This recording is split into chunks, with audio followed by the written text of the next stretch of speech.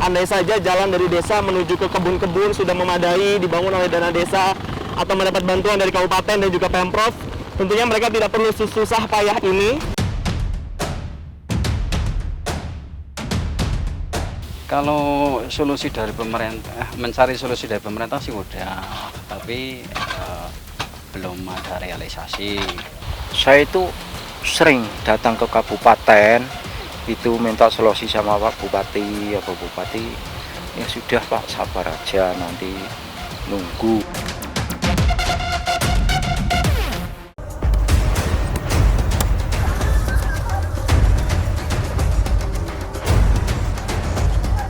Pernah nggak Ibu sampai berobat ke rumah sakit? Ya pernah, kita ke dokter sih sakitnya jantungnya katanya kenapa gitu.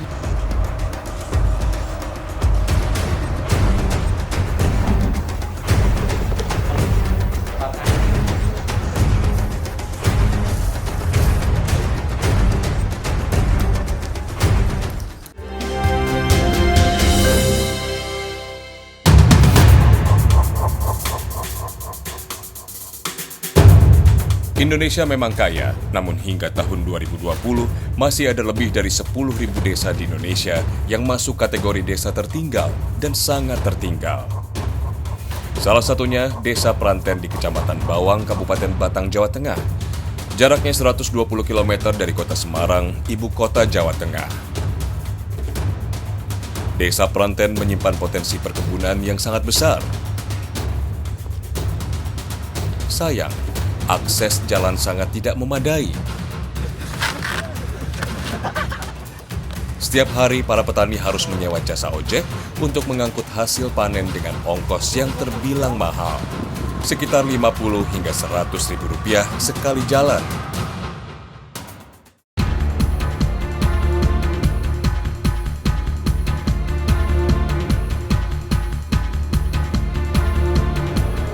Potensi perkebunan Desa Pranten memang melimpah dan menjadi andalan Kabupaten Batang, Jawa Tengah.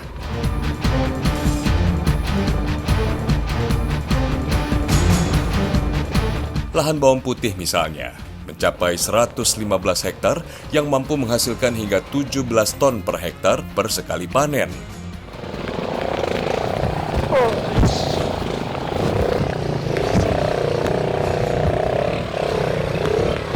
Tapi sayang, kerap kali hasil panen ini sia-sia bila tidak ada yang bisa mengangkutnya ke pengepul. Jalur ini dibuka oleh para pengojek sekitar tahun 2015-2016. Mereka membantu para petani untuk bisa menurunkan hasil panen. Andai saja jalan dari desa menuju ke kebun-kebun sudah memadai, dibangun oleh dana desa, atau mendapat bantuan dari kabupaten dan juga Pemprov, tentunya mereka tidak perlu susah payah ini dan bisa menjadi porter atau membantu panen para petani dengan jalan yang lebih memadai daripada sekarang. Setidaknya untuk mencegah hal-hal yang bisa mengancam keselamatan mereka. Tak terhitung beberapa kali para pengemudi ojek dan warga yang terjatuh di jalur yang licin, terjal, dan berkabut di lereng Gunung Prau ini. Para petani pun beresiko kehilangan hasil panennya karena membusuk atau terjual murah karena rusak.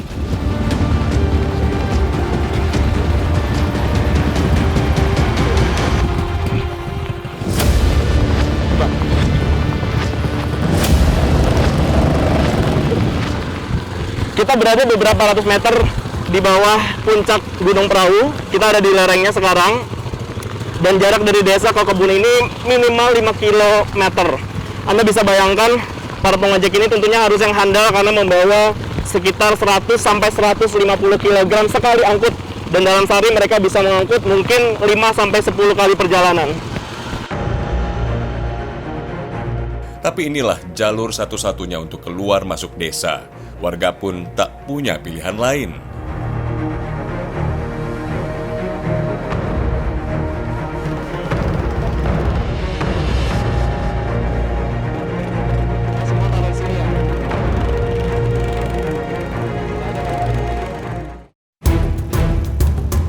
Tak hanya para pengojek, perjalanan ekstrim juga harus dialami warga setiap kali hendak pergi ke kebun.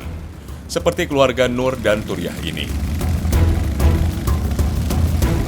Bersama putri mereka, Zulfa, setiap hari mereka harus mendaki jalur berbatu ini.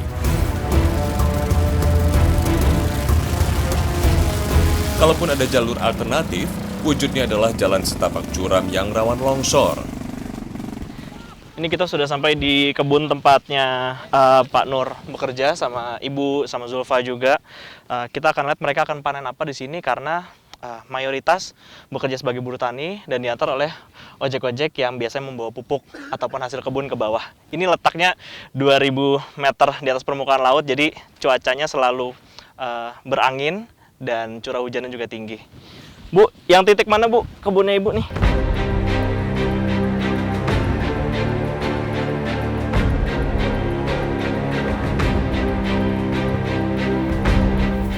Nyaris seumur hidupnya, keluarga Nur mengais rezeki dengan menjadi buruh tani dan mengolah lahan seluas 5.000 meter persegi ini bersama sejumlah petani penggarap lainnya.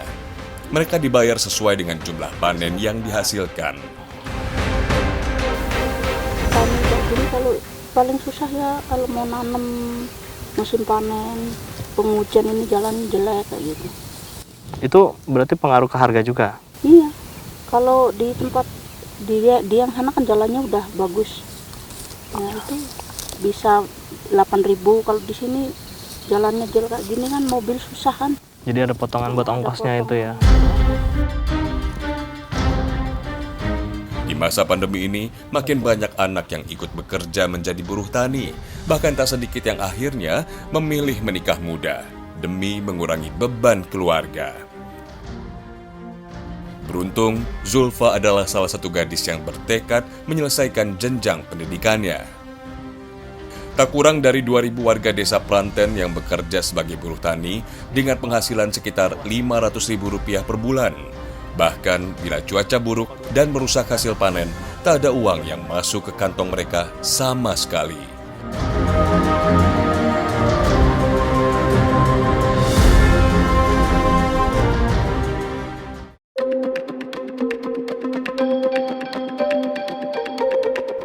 Sejak tahun 2015, Desa Planten mendapatkan anggaran dana desa sebesar Rp800 juta per tahun. Sebagian besar digunakan untuk membangun jalan. Tapi sayang, masih banyak dusun yang tidak terakses. Udah pernah coba ajuin ke pemerintah belum sih Pak untuk misalnya nyari solusi jangka panjang atau membangun ini beton gitu? Kalau solusi dari pemerintah, mencari solusi dari pemerintah sih udah, tapi belum ada realisasi. Mungkin karena kabupaten itu anggarannya nggak cukup atau gimana, kurang tahu. Udah berapa kali Pak ngajuin Pak? Udah berulang-ulang kali. Udah berulang-ulang? Waduh, berarti bukan hanya karena pandemi dong? Dari tahun-tahun sebelumnya kan sudah mengajukan tapi belum ada gitu ya?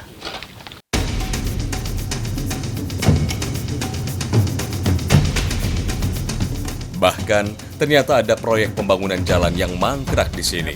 Warga yang tadinya sudah gembira dengan hadirnya jalan penghubung dusun dan jembatan, kembali harus kecewa karena pembangunannya mandek di tahun 2003 silam. Oh, memang sudah ada rencana mau bangun itu ya? Oh, nah yang kita bersih ini apa Pak? Yang kita beli semak-semak ini biar kelihatan. Oh, sambil nunggu pembangunan yang itu. Oh, kapan rencananya Pak? Belum tahu.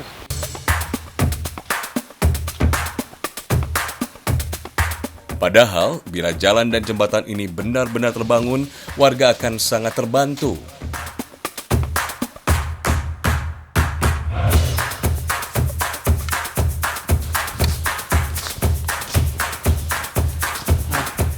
Ini batas akhir dari pembangunan rabat beton yang pernah direncanakan untuk disambung menuju ke jembatan. Jadi jembatan ini akan menghubungkan dusun-dusun yang ada di Desa Planten. Tapi karena proyeknya memang masih mangkrak, jadi jalannya memang masih sekitar 200 meter dari tepi jalan raya. Kemudian karena sudah beberapa tahun juga tidak dibangun lagi, akhirnya udah keburu ketutup sama tanaman-tanaman liar, baik rumput maupun tanaman-tanaman kebun. Ini udah ada labu, udah ada jagung juga di atas gitu. Jadi kita lagi membersihkan ini supaya harapannya sih jembatannya akan dibangun segera, entah kapan.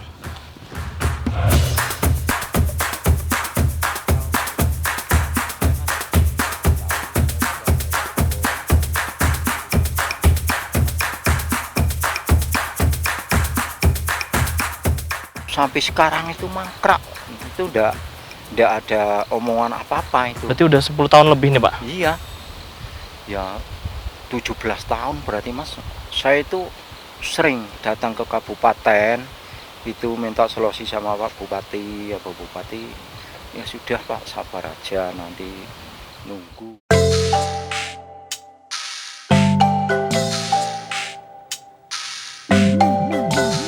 Tak mau menyerah dengan keadaan, warga pun kreatif menciptakan solusi sendiri. Ini dia Saripudin, petani penggagas pengiriman pupuk dan hasil panen menggunakan sling. Saripudin bahkan mengeluarkan biaya 16 juta rupiah dari kantongnya sendiri demi bisa menyalurkan hasil panen.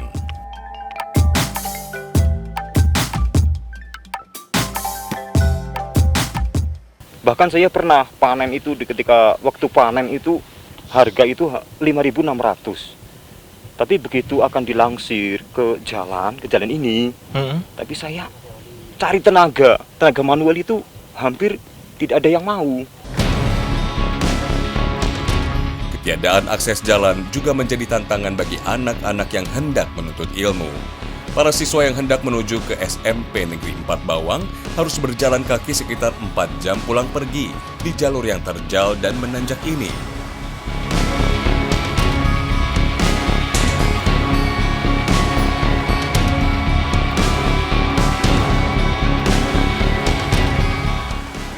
Meski berbahaya, inilah jalur tercepat menuju sekolah. Sedangkan jalur lainnya jaraknya mencapai belasan kilometer.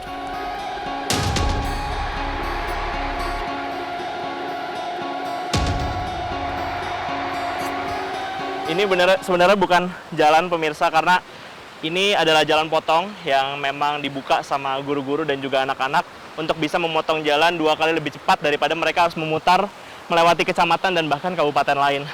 Jadi mereka lewat sini walaupun resikonya memang berat dan sudah beberapa orang yang memang terjatuh di Sungai Bela ini. Kita lanjut ke sekolah.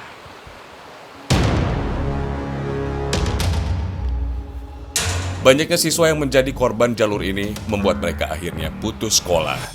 Aduh Pak, medannya luar biasa. Akhirnya, Pak Guru Yayat berinisiatif mengantar jemput dan mengawal 3 siswa terakhirnya yang tetap berniat belajar.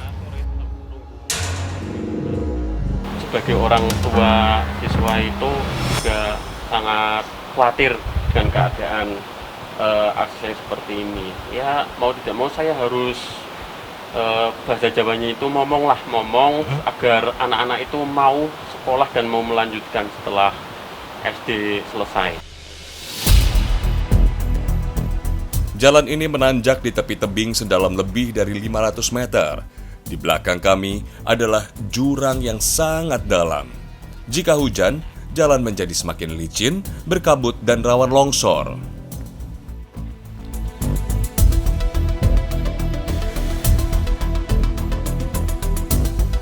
Saya sempat mogok sekolah 3 hari, terusan Pak gurunya datang, "Zul, kenapa nggak sekolah?"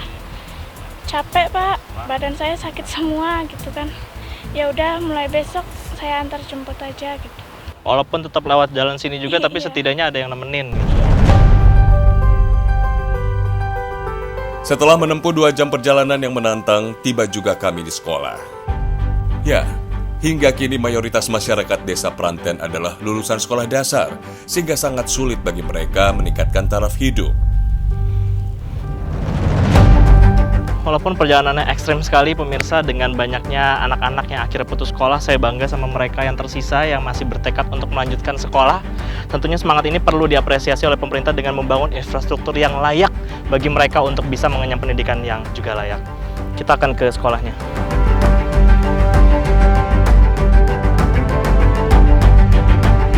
Anak-anak inilah yang menjadi harapan masa depan yang lebih cerah dengan bekal pendidikan.